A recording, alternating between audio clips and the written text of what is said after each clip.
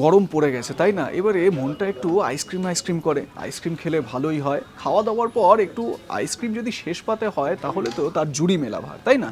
তো এই রকম একটা সিচুয়েশন, আমরা আইসক্রিম খেতে 8 থেকে আসি, সবাই খুব ভালোবাসি, বাচ্চা থেকে বুড়ো সবারই আইসক্রিম খেলে একটা মনটা ভরে যায় আর কি।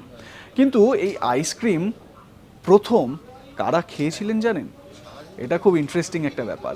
যদি না জেনে থাকেন তাহলে আপনাদের এবারে বলছি। এটা সালটা আগে বলে নিই।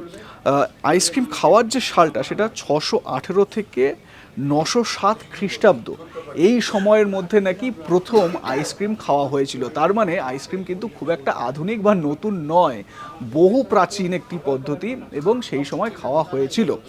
এবারে যারা খেয়েছিলেন তারা হচ্ছেন ট্যাং রাজবংশের সম্রাটরা, তারা এবং তাদের পরিবারের লোকজনেরা এই আইসক্রিম খেয়েছিলেন। যদিও এখন যেরকম আইসক্রিমের বহর দেখা যায় সেরকম বহর কিন্তু সেই সময় আইসক্রিমের ছিল না।